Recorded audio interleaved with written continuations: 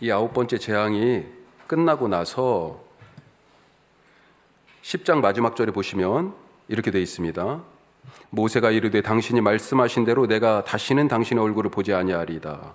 왜 그러냐면 28절에 다시 내 얼굴을 보면 내 얼굴 보는 날에는 네가 죽으리라, 그렇게 바로가 얘기했었거든요. 그래서 모세도 거기에 응답했어요. 나도 다시 안 볼 거야. 그런데 하나님이 또 가라고 하시네요.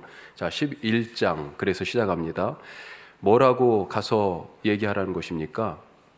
아직 재앙이 한 가지 남았죠. 그 10번째 재앙에 대한 이야기를 전하라고 하십니다. 그래서 오늘 나눠드린 자료에 보시면 이 11장을 제가 최후 통첩이라고 그렇게 썼어요. 최후 통첩을 하는 거죠. 이제 더 이상 기회가 없어요. 마지막입니다. 자, 그래서 하나님이 모세에게 먼저 1절에서 3절은 말씀을 전합니다. 그리고 그 말씀을 받고 4절에서 8절은 모세가 바로에게 전달하죠. 자, 그리고 나서 이제 10가지 재앙이 이 이후에 임하게 됩니다. 12장에서 이 최후 통첩의 장면 우리가 11장 같이 한번 읽어보도록 하겠습니다. 자, 한 절씩 말씀을 교독하겠습니다. 여호와께서 모세에게 이르시기를 내가 이제 한 가지 재앙을 바로와 애굽에 내린 후에야 그가 너희를 여기서 내보내리라. 그가 너희를 내보낼 때는 여기서 반드시 다 쫓아내리니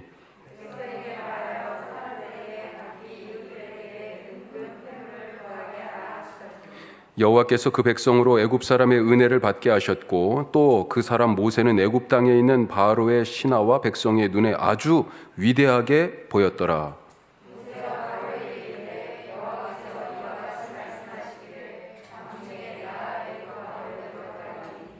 애굽 땅에 있는 모든 처음 난 것은 왕 위에 앉아 있는 바로의 장자로부터 맷돌 뒤에 있는 몸종의 장자와 모든 가축의 처음 난 것까지 죽으리니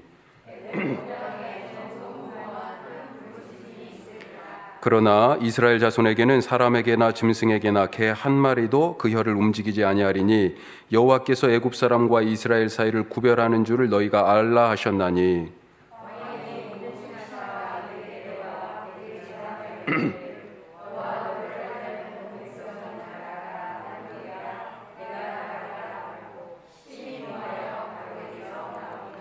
여호와께서 모세에게 이르시기를 바로가 너희의 말을 듣지 아니하리라. 그러므로 내가 애굽 땅에서 나의 기적을 더하리라 하셨고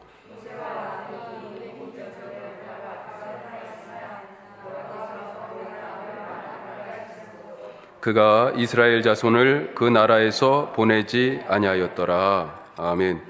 자, 10가지 재앙이 계속 되는데 계속해서 오늘 10절 마지막 어때요? 바로가 완악한 마음으로 하나님의 말씀에 순종하지 않는 것 또다시 반복되는 거죠.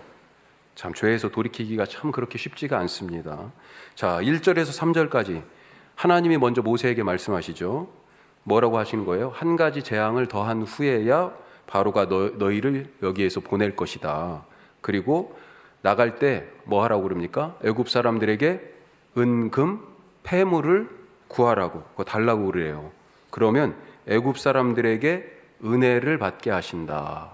은혜를 받게 하신다. 그렇게 표현하고 있어요. 이 의미에 대해서는 12장 뒤에 가서 이제 그때 나갈 때 이 일이 이루어져요. 그때 가서 조금 더 살펴보도록 하겠습니다. 자, 이 말씀을 듣고 모세가 바로에게 가죠. 4절에서 8절 이 10번째 재앙에 대해서 먼저 예고를 합니다. 자, 언제 가십니까? 모세가 바로에게 이르되 여호와께서 밤중에 내가 애굽 가운데로 들어가리니 누가요? 하나님이 밤중에 애굽 가운데 들어가신다 하는 것입니다.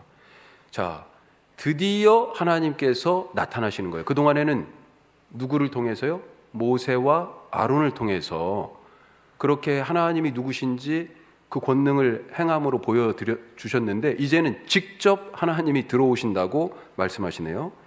하나님이 애굽 가운데로 들어가심으로 말미암아 무슨 일이 일어납니까? 그의 백성이 애굽에서 나오게 되는 일이 생긴다라고 하는 거예요. 하나님이 우리의 삶의 그 고통의 현장에 들어오시는 것을 믿으시기 바랍니다. 하나님이 들어오심으로 말미암아 우리가 그 고통에서 나오게 돼 있어요. 우리가 그 슬픔과 좌절 가운데 있지만 하나님이 들어오심으로 말미암아 그 좌절과 슬픔의 수렁에서 나오게 되어 있습니다. 하나님이 그걸 그냥 멀거니 저기 멀리서 쳐다보면서 구경하시는 분이 절대 아니세요. 그 애굽에 이 아직도 불순종하고 하나님의 말씀을 거역하는 그 현장에, 그래서 하나님의 백성들을 어렵고 힘들게 하는 그 현장에 하나님의 한 가운데로 들어가신다고 말씀하세요. 오늘 내 삶의 한 복판으로 들어오신 하나님을 만나시며 살아가시길 바랍니다. 자, 그러면서 또 뭐라고 말씀하세요? 하나님이 애굽 한가운데로 들어오시는데, 자, 그렇게 되면 처음 난 것이 다 죽을 것이다. 왜요? 왜 그런 것입니까? 하나님의 장자가 누구예요? 하나님의 장자가, 맏아들이 예수님 맞죠? 지금 이 출애굽기 상황에서는 하나님의 장자가 이스라엘이에요. 이스라엘. 지금은 하나님의 장자를 그 죽음의 자리에서 붙잡아 놓고 학대하고, 죽이고 그랬잖아요. 그리고 지금도 안 내놓는다는 이야기가 뭐예요? 하나님의 장자를 바로가 지금 붙잡고 있는 거잖아요. 그러니까 내가 너의 장자를 데려가겠다, 그 얘기신 거죠. 처음 것을 다 죽이리라.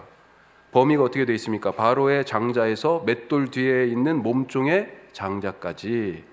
뒤에 또 이 비슷한 말씀이 나오는데 범위가 그렇게 또 약간 다른 의미로 나옵니다. 자, 그리고 또 사람뿐만 아니라 짐승의 첫 번째 것까지도, 모든 생명의 첫 번째 것은 다 죽는 거예요. 자, 그래서 애굽에 전무후무한 부르짖음이 있을 것이다. 10번째 재앙을 이렇게 예고합니다. 자, 그 중에서 놀랄 만한 일이 또 있죠. 물론 여기에서 지금 처음 나타나는 것은 아니고 앞에서도 모든 재앙마다 다 그런 것은 아니지만 몇몇 재앙들은 이게 어떻게 이런 일이 일어났지 싶을 정도로 애굽 온 땅에 재앙이 있었지만 이스라엘 사람들이 사는 고센 땅에는 있지 않았어요. 구별이 되었어요. 이 10번째 재앙도 그렇게 하나님께서 구별하신다 말씀하셨습니다. 자, 특별한 표현이 있어요. 짐승이나 개 한 마리도 그 혀를 움직이지 않을 거다. 근데 바깥에서는 무슨 일이 일어나요? 지금 여호와가 이 이집트 한복판으로 들어오시면서 모든 처음 것들이 죽는 공포스러운 상황들이, 지금 두려움의 상황이 벌어지고 있잖아요. 그런데 이스라엘의 집에서는요, 짐승이나 개 한 마리도 혀 하나 안 움직인대요. 이게 뭐예요? 먼저 위협이 딱 느껴지면 누가 으르렁거립니까? 소리가 나죠. 개가 알아차려요. 개가. 제가 어려서 시골에서 동네 여기 아래에서, 이쪽이 논이 있는데 주로 학교에서 가끔 이렇게 돌아올 때가 있어요. 큰 길로 안 오고 논 쪽으로. 그런데 그쪽으로 딱 오다 보면요, 이 밑에 집에 있는 개가 먼저 짖기 시작합니다. 그러면 그 다음 집 순식간에 온 동네 개가 와와와와 하면서 막 짖기 시작하는 거예요. 온 동네가 개소리로 가득해요. 그런데 이게 뭐예요? 누군가 낯선 사람이 지금 생각지 않았던, 익숙하지 않은 발걸음이 지금 온다는 거잖아요. 여호와의 사자가 지금 돌아다닙니다. 바깥에 죽음의 일이 지금 벌어지고 있어요. 그런데 그 살벌한 상황에서 이스라엘 집의 개들은요, 전혀 위협을 느끼지 않는다는 것입니다. 재앙으로부터 위협을 받지 않아요. 그래서 결국은 바로의 신하들이 바로 모세를 찾아와 가지고 제발 나가달라고, 빨리 나가라고, 빨리 나라. 자, 1절 말씀에 보면 뒤에 그가 너희를, 이 재앙이 내린 후에 그가 너희를 여기서 보내리라. 그가 너희를 보낼 때는 여기서 반드시 다 쫓아낸다, 이렇게 돼 있잖아요. 그런 의미예요. 제발 빨리 나가. 쫓아내는 거예요. 빨리 나가. 그런 거죠. 더 이상 있으면 이제 한두 번도 아니고 10번째 재앙까지 당한 거잖아요. 빨리 나가라고. 자, 9절 10절 말씀은 이 10가지 재앙이 임한 이유를 말하고 있습니다. 왜 그랬어요? 9절 10절 한마디로 바로의 완악함 때문에 그런 거죠. 바로의 완악함 때문에. 바로가 말을 듣지 않아요. 우리 9절 말씀 같이 다시 한번 읽어보겠습니다. 여호와께서 모세에게 이르시기를 바로가 너희의 말을 듣지 아니하리라. 그러므로 내가 애굽 땅에서 나의 기적을 더하리라 하셨고, 그래서 지금 하나씩 더해서 여기까지 온 거라는 거잖아요. 10가지 재앙이 한두 개로 끝날 수도 있었는데 10가지나, 그래서 애굽이 완전히 초토화된 거예요. 이루 말할 수 없는 슬픔이, 전무후무한 부르짖음이 지금 애굽 온 땅에 가득하게 될 것입니다. 왜요? 마음이 완악하기 때문에. 자, 여기서 우리가 한 가지 질문을 해볼 수 있죠. 하나님은 심판에 앞서서 몇 번의 기회를 주시는가? 몇 번이에요? 하나님이 심판에 앞서서 몇 번의 기회를 주십니까? 그렇죠. 이 상황에서 10번이죠. 10번의 재앙이라는 말은 뒤집으면요, 10번의 기회다. 10번의 재앙은 뒤집으면 10번의 기회예요. 하나님은 바로에게 10번씩이나 기회를 주셨습니다. 하지만 바로는 그때마다 마음을 완악하게 함으로 그 기회를 걷어찼습니다.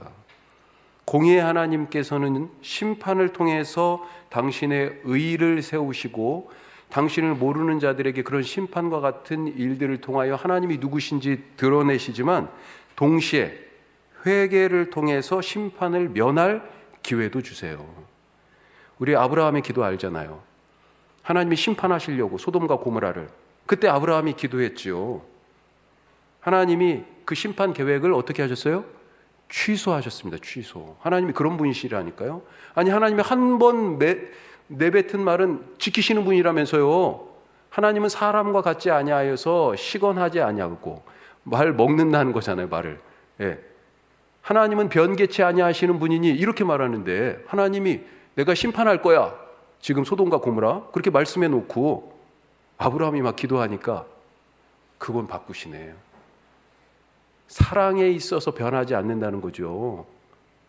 심판, 하나님 취소하셨어요. 취소하셔. 기회를 또 주시는 것입니다.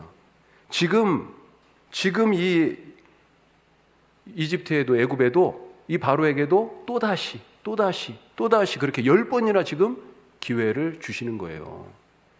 예수님께서도 이 구원에 대하여서, 심판에 대하여 심지어 이렇게까지 말씀하셨죠. 자, 요한복음 3장 17절, 요한복음 한번 찾아볼까요? 예, 요한복음 3장 17절.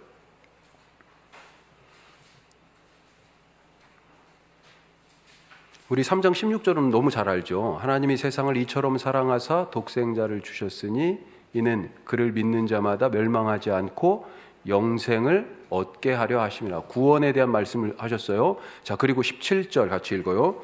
하나님이 그 아들을 세상에 보내신 것은 세상을 심판하려 하심이 아니요 그로 말미암아 세상이 구원을 받게 하려 하심이라. 아멘. 하나님이 심판이 목적이 아니에요. 구원하시기 위하여 예수님을 이 땅 가운데 오게 하셨다는 거예요. 또 비슷한 말씀이 조금 더 나가는 말씀이 있어요. 12장, 요한복음 12장 47절. 요한복음 12장 47절.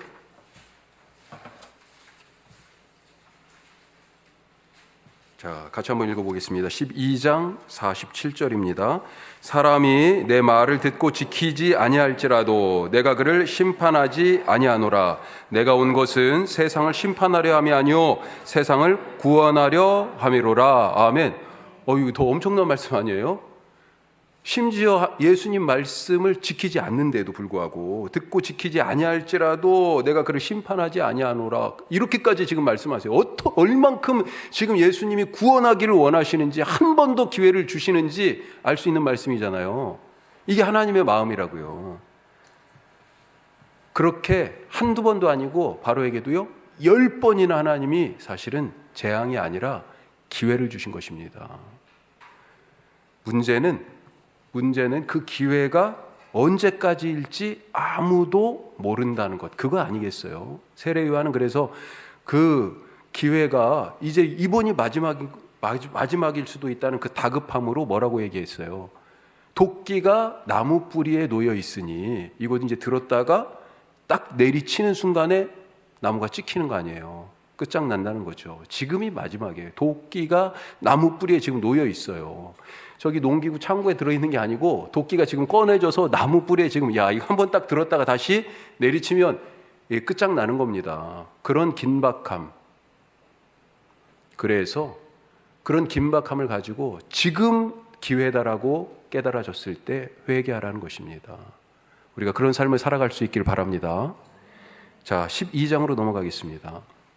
12장은 자, 이렇게 하나님께서 10번째 재앙에 대한 계획을 얘기하셨고, 모세가 바로에게 찾아가서 얘기를 전했어요. 자, 그러시면서 이스라엘 백성들에게 이 10번째 재앙을 맞아서 이번에는 준비할 것이 있다고 지시하십니다. 그래서 여기에서는 우리가 알다시피 이제 유월절 얘기가 나오죠. 지시가 크게 두 가지예요. 유월절이 있고요. 또 명절이 또 하나 있습니다. 그 두 가지 명절에 대해서 얘기하고 나중에 그걸 명절로 지키는 거죠. 그리고 그 일이 이제 실행돼서 바로가 항복하고 출애굽이 이제 막 일어나는 장면이 이 12장 말씀입니다. 자, 12장 먼저 1절에서 14절까지는 하나님이 지시하시는 건데 이스라엘 백성들에게 이제 준비하라고 하십니다. 10번째 재앙을 일어나기 전에. 자, 이것이 뭐냐? 나중에 유월절이 된다. 유월절의 제정. 자, 12장 1절에서 14절까지 우리 같이 한 절씩 말씀 읽겠습니다. 12장 1절에서 14절입니다. 여호와께서 애굽 땅에서 모세와 아론에게 일러 말씀하시되 너희는 이스라엘 온 회중에게 말하여 이르라. 이달 열흘에 너희 각자가 어린 양을 취할지니 각 가족대로 그 식구를 위하여 어린 양을 취하되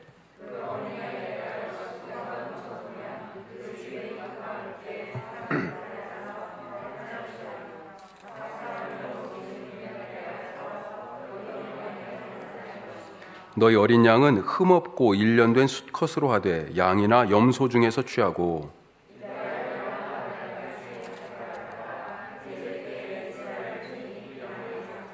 그 피를 양을 먹을 집 좌우 문설주와 인방에 바르고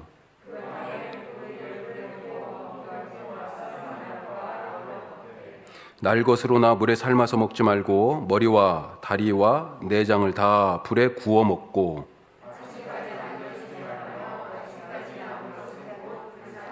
너희는 그것을 이렇게 먹을지니 허리에 띠를 띠고 발에 신을 신고 손에 지팡이를 잡고 급히 먹으라. 이것이 여호와의 유월절이니라.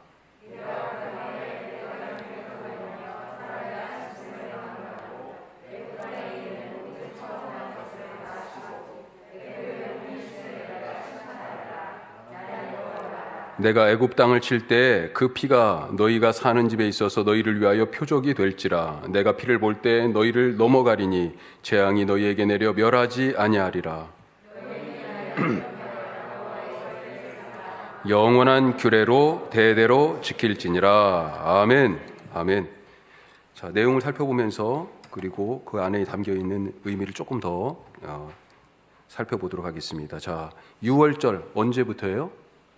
이제 이번 달에 있는데 이 유월절, 이 구원의 이 시작이 있는 이 달을 해에 처음으로 삼으라고, 첫 달로 삼으라고 그렇게 돼 있습니다. 첫 달이래요. 이때부터 이제 1월로 정하라고 지금 그렇게 말씀하십니다. 자, 이 뒤에 보시면 여러분들 뒤에 뒷장에 보시면 뒷장 있죠? 표가 있죠? 거기 지금 종교력이라고 두 번째 칸에 세로로 종교력 1월이라고 돼 있죠? 예. 그게 민간역에서는 7월입니다. 7월. 예. 1월. 자, 1월인데 이때를 아비벌이라고 불러요. 지금 여기 이 날이에요, 바로. 이번 이 출애굽하는 달입니다. 한 장 다음 뒤에 13장 4절에 보면 지금 이 출애굽하는 이 사건이 있는 달을 아비벌이라고 얘기하고 있어요. 자, 이때 유월절 무교절이 있고 이 성경에서 나오는 달은 전부 다 음력입니다. 음력이고요. 이걸 우리의 양력으로 따지면 3, 4월쯤 되는 거예요. 우리가 부활절이 6월절이잖아요. 그렇죠? 6월절 어린 양의 피로 찬송하잖아요. 그 6월절 바로 6월절 식사를 하기 위하여서 마가의 그 다락방에 모여가지고 제자들과 함께 식사하셨잖아요. 그 6월절 식사예요.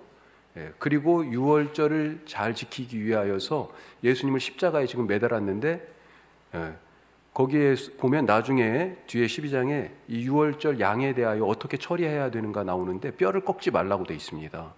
뼈를 꺾지 않도록 돼 있어요. 근데 예수님이 십자가에 달려 죽으셨을 때 원래는 안 죽었으면 무릎뼈를 꺾어야 돼요. 사실 십자가가 질식사라고 그래요. 그러니까 매달려가지고 숨을 못 쉬는 거예요. 너무 이렇게 꽉 쳐져가지고요. 숨을 못 쉬는데 숨을 쉴 수 있는 이유는 뭐냐면 다리가 멀쩡한 거예요. 다리로 으아 하고 올라가서 숨을 쉬는 거죠.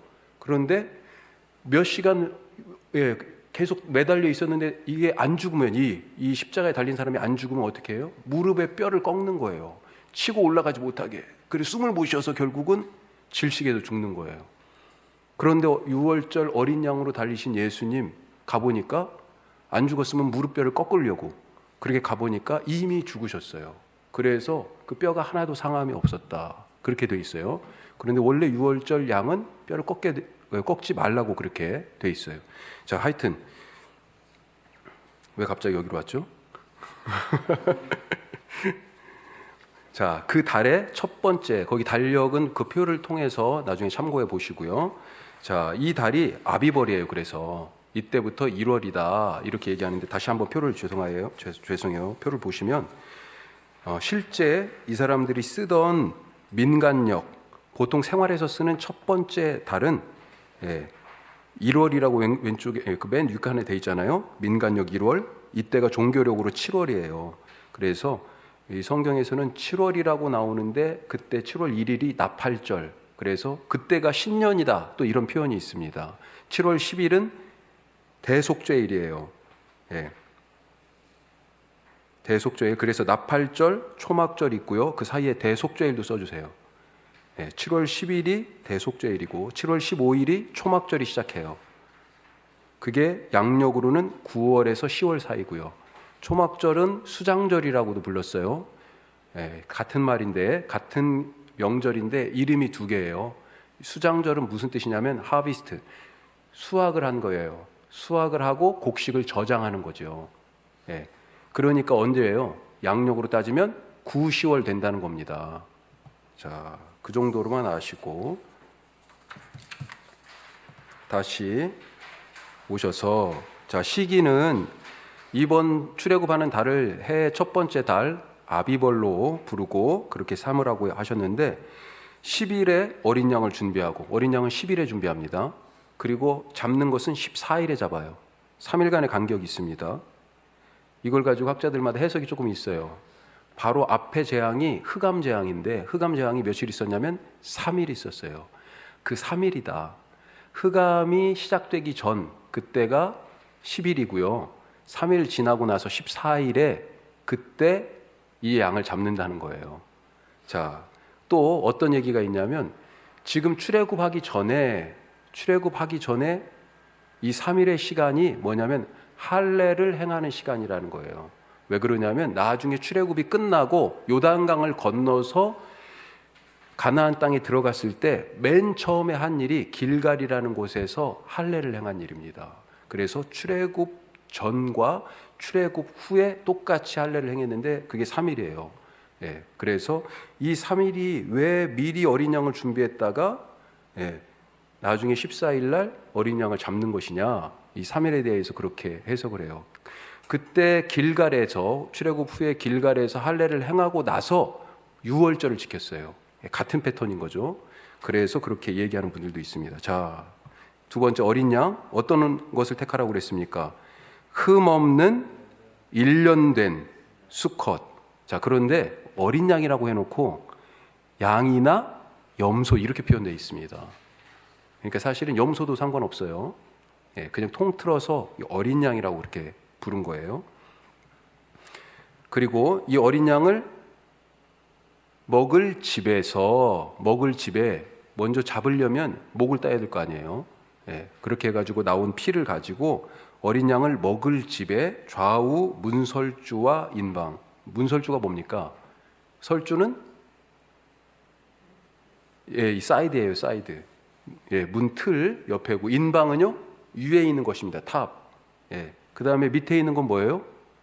우린 그건 잘 알죠. 문지방.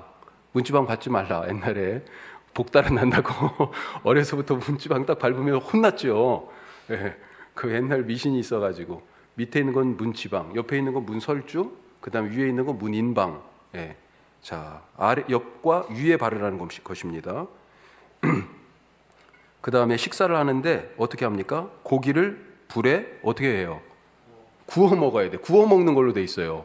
삶거나 다른 방식으로 하지 말랍니다. 아셨죠? 구워 주세요. 예, 보쌈 안 돼요. 수육한데. 왜 그래요? 왜 구워 먹으라고 하십니까? 다른 삶으려면 도구가 필요하잖아요. 예, 더 많은 도구가 아니라 간단하게 해요. 간단하게. 그래서 간단하게 빨리. 그리고 먹고 남은 것은 아침까지 남아 있으면 불사르라. 그렇게 되어 있습니다. 자, 이것과 더불어서 먹을 것이 뭐예요? 무교병과 쓴나물. 자, 무교병은 뭡니까? 무교병. 이렇게 많이 표현되어 있어서 한자말로 되어 있어서 이 교가 누룩이에요. 누룩. 예, 무교니까 누룩이 없는, 부풀지 않는, 그래서 딱딱한. 나중에 우리 성찬할 때도 그렇게 직접 우리가 만들어도 될 것 같아요. 떡을.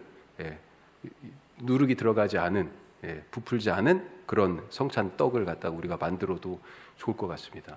이스라엘 사람들이 먹던 그 유월절에 먹는 마짜라고 하는 이 무교병을 제가 먹어본 적이 있거든요.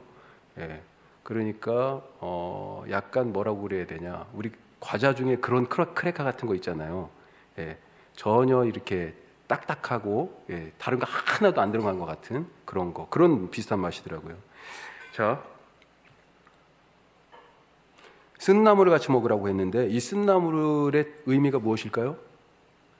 말 그대로 쓴 거예요. 어떤 사람들은, 한국 학자가 아닙니다, 외국 학자들이 상추나 치커리나 또 하나 또 뭐 쓴 거, 우리가 자주 먹는 것 중에 하나를 얘기했는데 그런 것일 거라고 얘기를 하더라고요. 그래서 쓴나물은 애굽에서의 그 혹독했던 고난과 학대를 상징해요. 그것을 기억하라는 말씀이죠. 자, 복장이 있습니다. 어떤 복장으로 먹으라고 되어 있습니까? 허리에는 띠를 띠고 발에는 신을 신고 손에 지팡이를 잡고. 자, 이 핵심이 뭐예요? 그래요. 거기다 동그라미. 급히 먹으라는 것입니다. 아까 고기를 구워 먹으라는 얘기도 바로 그거예요. 급히 먹으라. 왜 급히 먹으라고 하십니까? 급박하게 그런 일이 일어난다는 겁니다. 밥 먹을 틈이 없어요, 지금. 이제 곧 일어나는 거예요, 이 사건이. 자, 이어져서 12절에서 14절까지 심판이 있습니다. 심판. 자, 어떤 심판이에요? 12절에 보니까 애굽의 모든 신들을 심판하리라. 하나님이 이 재앙을 통하여서 이제 지금까지 10가지 재앙 매번마다 애굽의 신들을 하나씩 막 다 심판하셨지만 여기에서는 모든 신들이라고 다 이렇게 표현이 되어 있습니다. 그리고 또 한 가지, 우리가 이 사건의 이름을 유월절이라고 나중에 기억하고 그렇게 부르는데, 이 유월절, 히브리 말로 페사흐라는 이 말이 넘어간다, 넘어가리라. 내가 넘어간다. 뭘 넘어가요? 피가 칠해져 있는 집을 죽음의 사자가 넘어간다는 거죠. 자, 13절 말씀 같이 한번 읽어보겠습니다. 그런 의미에서 13절 같이 읽습니다. 내가 애굽 땅을 칠 때 그 피가 너희가 사는 집에 있어서 너희를 위하여 표적이 될지라. 내가 피를 볼 때 너희를 넘어가리니 재앙이 너희에게 내려 멸하지 아니하리라. 아멘. 피가 표지예요. 그래서 피가 표적이 된다고 그랬습니다. 사인이에요. 어떤 사인이에요? 심판의 사인과 구원의 사인이에요. 이 피를 따라서 우리는 이 피를 뭐라고 지금 얘기해요? 유월절 어린 양의 피잖아요. 바로 유월절 어린 양 대신 예수님의 피 아닙니까? 그 피가 있는 사람은, 그 피를 믿는 자는 생명이 구해지는 거고 구원의 표지고요. 없으면 멸망하죠. 나에게 바로 그 예수님의 표지가 있습니까? 예. 바울이 늘 그랬죠. 나는 예수님의 흔적을 지니고 살아간다고. 우리가 예수님의 그 구원의 표지, 십자가의 피가 우리의 삶에 문지방과 문설주에 칠해져 있는 그런 삶을 살아가시기 바랍니다. 자, 두 번째로 그 다음 단락으로 넘어가세요. 자, 지금까지는 유월절에 대한 얘기예요. 그런데 이 유월절과 이어지는 절기가 있습니다. 바로 그 다음 날부터 유월절은 첫째 달 아비벌 14일이에요. 그런데 바로 이어져서 15일부터 21일까지 15일에서 21일까지 7일간 무교절. 6월은 뭐예요? 패스오버. 넘어간다는 거죠. 죽음이 넘어가요. 그런데 무교절은요, 특별히 누룩을 넣지 않은 떡을 먹는다. 이런 의미로 무교절이에요. 자, 이 15일에서 21일까지 7일간인데 첫날 15일과 마지막 21일은 안식일처럼 지켜라. 조금 차이가 있어요. 먹을 건 준비해도 돼요. 하지만 다른 일은 하지 않아요. 자, 이때는 특별히 무교병을 먹어야 돼요. 예. 자, 이런 하나님의 지시가 지금 있었어요. 유월절과 무교절에 대한 하나님의 지시가 있었습니다. 자, 이것을 이제 실행을 하죠. 실행이 됩니다. 자, 21절에서 30절 실행에 대한 말씀 한번 읽어보겠습니다. 21절에서 30절까지 말씀이에요. 한 절씩 읽겠습니다. 21절입니다. 모세가 이스라엘 모든 장로를 불러서 그들에게 이르되 너희는 나가서 너희의 가족대로 어린 양을 택하여 유월절 양으로 잡고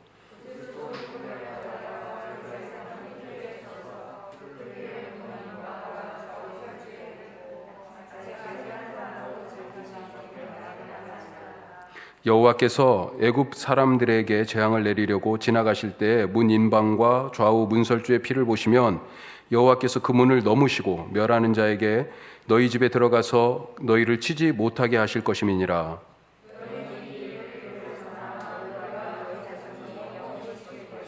너희는 여호와께서 허락하신 대로 너희에게 주시는 땅에 이를 때 이 예식을 지킬 것이라.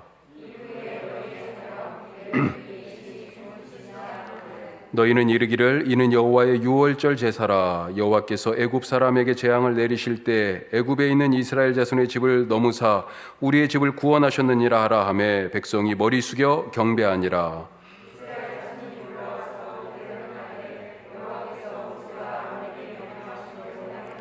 밤중에 여호와께서 애굽 땅에서 모든 처음 난 것 곧 왕위에 앉은 바로의 장자로부터 옥에 갇힌 사람의 장자까지와 가축의 처음 난 것을 다 치심에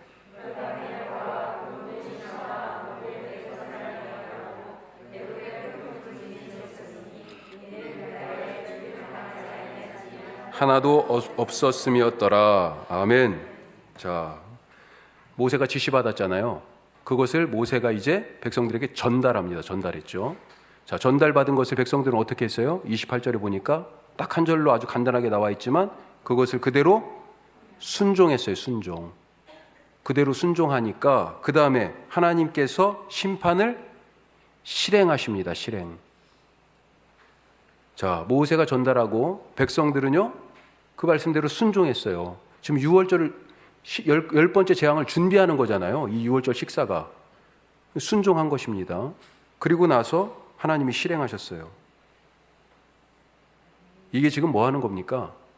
이스라엘 입장에서, 이 백성들 입장에서 보면 이집트를 탈출할 준비를 한 거예요.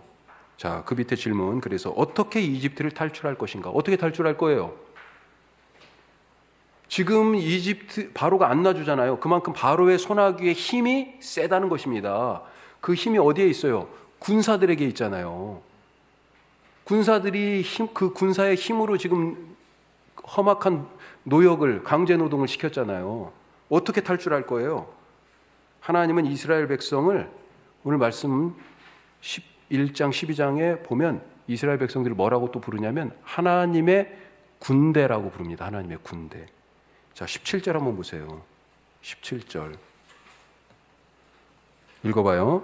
너희는 무교절을 지키라. 이 날에 내가 너희 군대를 애굽 땅에서 인도하여 내었음이니라. 아멘.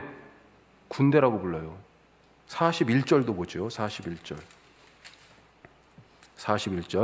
같이 해요. 430년이 끝나는 그날에 여호와의 군대가 다 애굽 땅에서 나왔은즉, 여호와의 군대가 바로의 군대에 맞서서 이집트를 탈출하기 위한 방법 뭡니까? 어떻게 해야 탈출할 수 있어요? 바로의 군대처럼 무기로 무장하고 계속해서 반복해서 훈련받는 것, 그것이 아니었습니다. 우리가 이걸 알아야 돼요. 세상과 싸워서 이기는 방법이 무엇인지 여기에서 지금 말해주고 있어요. 이들에게 필요한 것은, 이 하나님의 백성, 하나님의 군대에게 필요한 것은 뭐예요? 말씀대로 행하는 것이었습니다. 말씀대로 행하는 것. 오늘 그래서 지금 방금 읽은 이 대목에 28절 보세요. 모세는 전달했어요. 하나님의 말씀을, 지시를 전달했어요. 그랬더니 백성들은 순종했어요. 이거예요. 백성들이 지금 하나님의 군대로 한 일은 말씀을 그대로 순종한 거예요. 28절 같이 읽습니다. 이스라엘 자손이 물러가서 그대로 행하되 여호와께서 모세와 아론에게 명령하신 대로 행하니라. 아멘. 이겁니다. 이거예요. 우리가 세상에서 하나님의 군대로 싸워 이기는 방법이 뭐라고요? 말씀대로 순종하는 거예요. 행하고 지키는 것입니다. 자, 그런데 지금은 이스라엘 백성들이 모세와 아론이 말하는 대로 지금 이렇게 행한다고 돼 있잖아요. 그런데 예전에 어땠습니까? 예전에도 그랬어요? 처음에 모세가 바로에게 찾아가가지고 내 백성 보내라 하나님 말씀 딱 전하고 나니까 바로가 열받았잖아요. 그래가지고 까불고 있네. 이런 얘기를 하는 이유는 이 백성이 게을러서 그래. 게으르다 그러면서 더 많은 노역을, 이제는 집도 안 주고 벽돌은 똑같이 만들어라 그랬습니다. 그랬더니 이스라엘의 현장 감독들이 찾아가가지고 바로한테 우리 좀 제발 살려주세요. 너무 노동이 가혹하고 힘들어 죽겠어요. 그러니까 다시 똑같이 얘기하죠. 너희들이 게을러서 그러지. 모세와 아론이 와가지고 그렇게 얘기하던데, 그러니까 소위 말해서 씨알도 안 먹히는 거죠. 바로가 그냥 엄청 화가 나 있는 거예요. 나가다가 이 이스라엘 현장 감독들이 모세와 아론을 만났습니다. 뭐라고 그래요? 이렇게 얘기합니다.